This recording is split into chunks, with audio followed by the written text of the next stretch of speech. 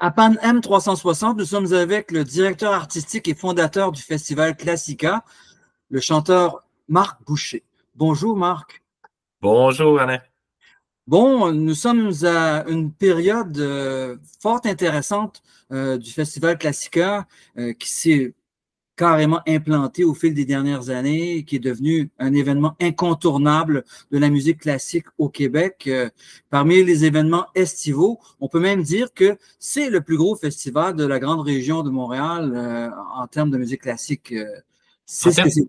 en termes d'achalandage, certainement, parce que, ben, écoute, l'année dernière, on a eu environ un peu plus de 45 000 personnes, mais c'est-à-dire qu'on est aidé aussi par des grands événements extérieurs. Comme tu sais, là, on fait ce qu'on appelle notre volet Classica Rock, où on reprend des musiques qui, à notre sens, ont beaucoup d'intérêt sur le plan musical dans un enrobage classique.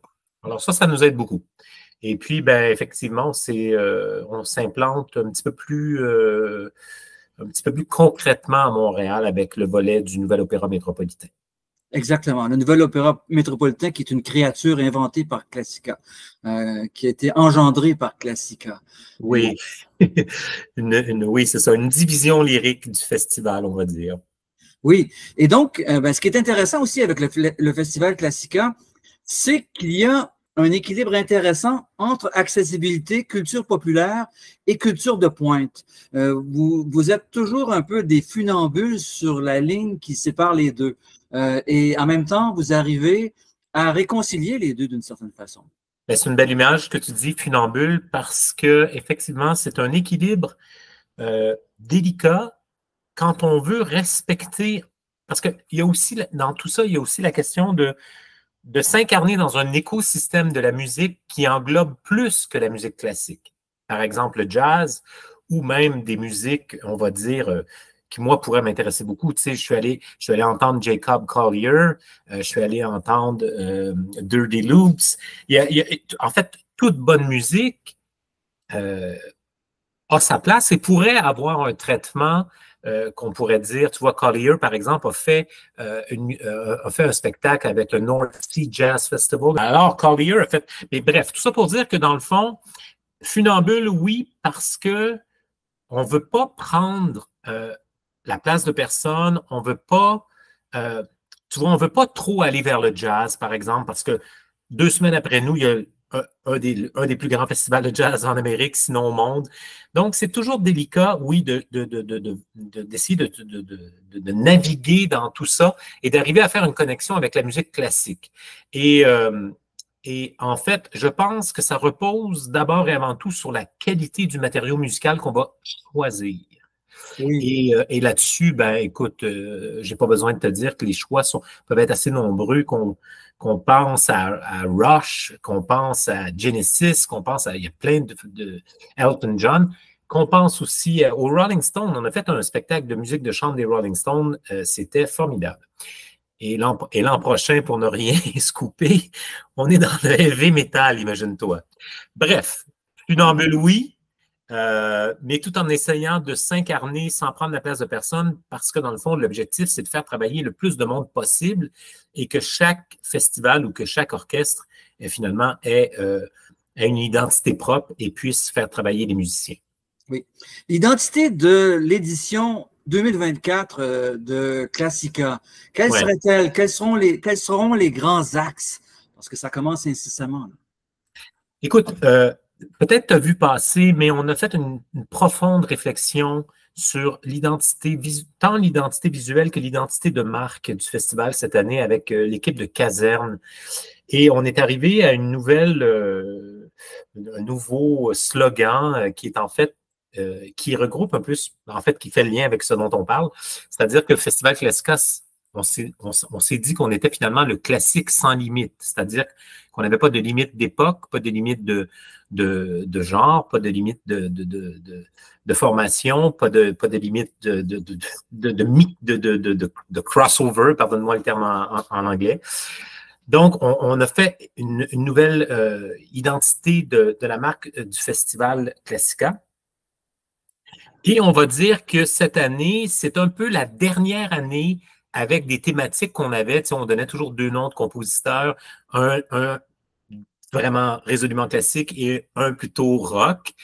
Et là, en fait, c'est comme une année charnière, mais on va dire que principalement, dans cette nouvelle mouvance là, qui va nous amener vers 25, il nous reste encore un peu de cette ancienne identité. Puis cette année, elle se décline par 3 anniversaires importants. Le centième, la commémoration du centième de Gabriel Fauré, commémoration du centième de Théodore Dubois et 150e anniversaire de Reynaldo Hahn. Donc, une édition française, encore une fois, mais à laquelle se greffe du Piazzolla, un opéra, on va dire, presque expressionniste allemand. Donc, toutes sortes de choses, la musique de François Dompierre. Et puis voilà. Donc, le festival est dans une certaine mutation d'identité.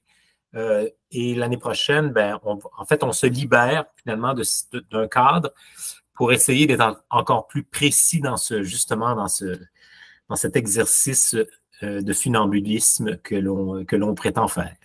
Oui, mais l'an prochain, vous dites, bon, quel sera le coup de barre, en fait, parce que c'est intéressant de voir que vous avez construit une facture et là, vous êtes au terme de ce cycle-là et vous amorcez déjà un nouveau cycle. Oui. Alors, de quelle manière ça se décline plus précisément, ça, le nouveau cycle? Écoute, je pense que ce nouveau cycle va se caractériser par l'augmentation du nombre de commandes d'œuvres originales. Et là, ça rejoint aussi notre objectif qui est de faire travailler, tu sais, notre slogan de campagne, si maintenant notre slogan général, c'est le classique sans limite, notre slogan de campagne cette année, c'est le talent de chez nous en concert derrière chez vous. Donc, plusieurs lieux de diffusion et priorité évidemment aux artistes, on va dire d'ici. Tout ça aussi est en lien avec notre vision éco-responsable. Et donc dès l'an prochain, on a commandé un concerto pour trombone à Eratish Muratov. On a commandé du théâtre musical à Denis Plante. En ce moment, il y a un grand opéra sur la vie de Sarah Bernard à Montréal qui est en train d'être écrit, qui sera terminé en septembre et dont l'héroïne principale, celle qui revêtra la peau de Sarah Bernard, sera Marie-Nicole. Donc, en fait, on va dire ça ne nous empêchera pas d'avoir des coups de cœur personnels, comme tu vois, on va présenter les Vêpres de Rachmaninoff avec l'ensemble art choral. Mais c'est-à-dire qu'on va plus se définir au travers maintenant des créations et de faire travailler tant des librettistes, des compositeurs, évidemment les musiciens et artistes lyriques d'ici. Oui, vous évoluez quand même dans un créneau qui est tonal, c'est-à-dire que vous êtes peu dans la musique contemporaine atonale et dans le côté expérimental de la découverte musicale. C'est un choix qui se défend tout à fait. Pensez-vous le maintenir de cette façon-là à long terme? Oui, mais qu'est-ce qu'on entend par ça, Alain? Parce que est-ce que, bon, oui, est-ce à ce moment-là, on définit la musique d'Airat Ishmuratov comme du post-romantisme? Oui. Oui, probablement. La musique de Yap Nico Hamburger, le compositeur de l'opéra Sarah Bernard, là, on reste dans une espèce de musique tonale élargie, très élargie, mais qui finalement intègre plusieurs courants musicaux. Je suis pas certain, mais c'est-à-dire qu'on fait affaire avec des compositeurs qui sont de leur époque et qui composent selon leur style. Ce dont tu fais référence, est-ce la musique dodécaphonique sérielle du XXe siècle et atonale, parce que ça, c'est un courant aussi. Est-ce qu'aujourd'hui, cette musique-là a encore la faveur de tout le monde? C'est une question qu'on peut se poser. Et il en demeure pas moins que le Festival Classica est un festival populaire. Ça, c'est vrai.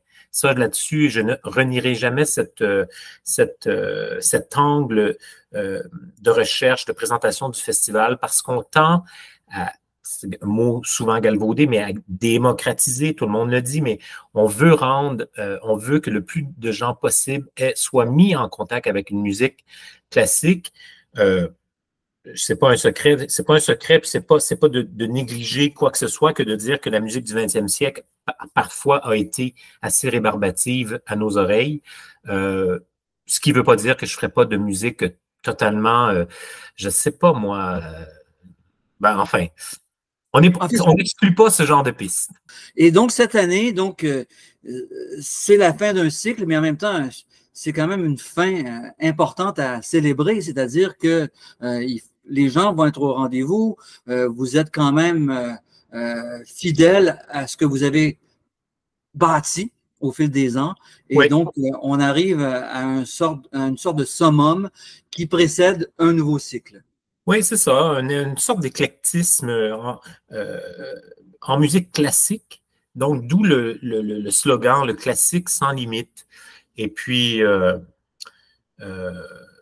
c'est simplement qu'on enlève certaines balises. Et puis, il faut le dire, cette nomenclature qu'on avait de dire de back aux Beatles ou je sais pas moi, de Schubert aux Stones, ben, ça a été repris par plein de gens. Nous, ça fait 14 ans qu'on brandait nos éditions avec ça. Alors, voyant que ça a fait des petits, ben, on s'est dit, OK, on va pousser plus loin, nous, la définition de notre identité. Et cette réflexion-là a été très intéressante. Il y a aussi la question du développement du public dans tout ça, parce que à qui parle-t-on avec la musique classique? C'est la grande question qu'on se pose tous. Et voilà. Et moi, moi et les gens et du conseil du festival et tous ceux qui sont autour du festival, on veut parler à plus de gens possible. Oui, c'est le cas. Et les résultats sont là pour appuyer vos préceptes. C'est sûr que si vous optez pour cette forme d'éclectisme-là, vous allez avoir des résultats de participation assurément. Et c'est pour ça que le Festival Classica est un succès. Écoute, sans te faire notre objectif, en fait, pour 2025, c'est d'atteindre 100 000 festivaliers. D'être, disons, le premier festival en musique classique au sens large. Bon, la virée classique, quand même, a des bons résultats, tout ça, la Naudière aussi, mais vraiment, en s'implantant à Montréal avec le nouvel Opéra métropolitain et avec la vision qu'on a d'éventuellement, quand on aura trouvé le financement, parce que c'est toujours le nerf de la guerre, comme tu sais, quand on espère que les instances publiques vont être sensibles au fait qu'on met beaucoup d'énergie à développer de l'art lyrique et de l'art lyrique en plein air, ça nous intéresse énormément. Et donc, avec 2 ou 3 grands événements extérieurs, si on peut réussir à obtenir notre financement pour 2025, ben là, on va dépasser, à mon avis, assez aisément les 100 000 festivaliers pour un festival de musique classique au sens large ou festival de musique classique urbain. Alors, c'est un peu les objectifs qu'on a. Si vous avez 5 artistes à nommer spontanément là, dans votre programmation, je sais que c'est un exercice ingrat, mais qu'est-ce qui vous vient spontanément à l'esprit là? Ah oui.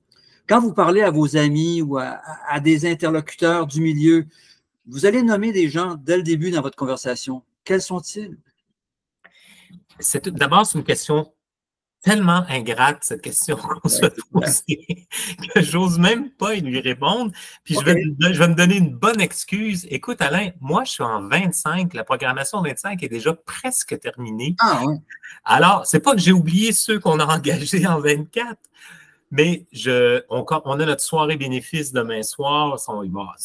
Claude Champagne va être presque tout rempli. Alors, on atteint nos résultats de financement, c'est formidable.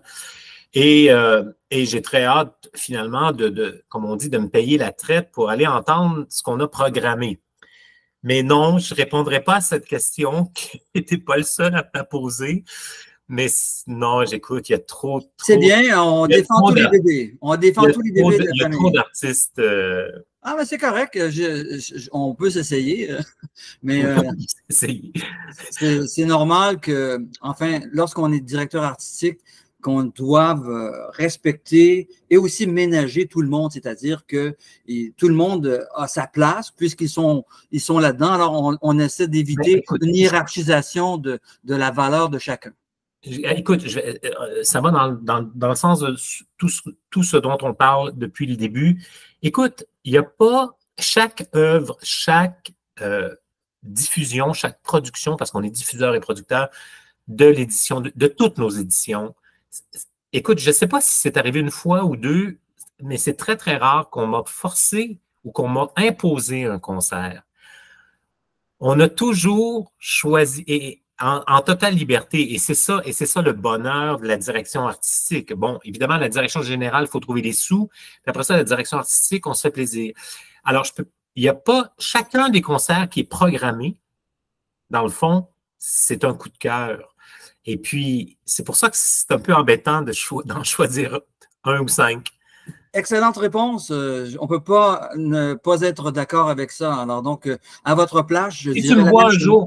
Si tu me vois un jour à faire une édition où on a, sans aucune critique par rapport à la valeur des œuvres qui sont excellentes, mais si tu me vois un jour une édition du festival qui programme le Messie de Handel, la 9e de Beethoven, les 4 saisons de Vivaldi, et puis le Requiem de Mozart, pose-toi des questions, c'est parce que ça ne va pas bien. C'est-à-dire qu'on a besoin de renflouer les coffres ou je ne sais pas quoi. Mais non, Dieu merci, on a encore la possibilité de programmer ce dont on a envie. Excellent. Marc Boucher, directeur artistique, fondateur, chanteur, baryton, basse, et qui est un fervent promoteur de la culture québécoise, dont le mandat et l'espérance consistent à donner du travail aux artistes d'ici. Merci beaucoup. Excuse, dernière petite chose. Depuis la création du festival, c'est près de 7 millions qu'on a versé en cachet à des artistes. C'est très important. C'est très important, ce côté-là de donneur d'ouvrage, le côté entrepreneuriat dans le monde de la culture. C'est tellement difficile en ce moment, en 2024, de faire vivre la culture de pointe et vous y arrivez bellement. Marc Boucher, merci beaucoup. Et merci à Paname 360 qui fait un travail formidable. Merci, Alain. Merci, c'est gentil. On se grouille. À plus tard. Ciao.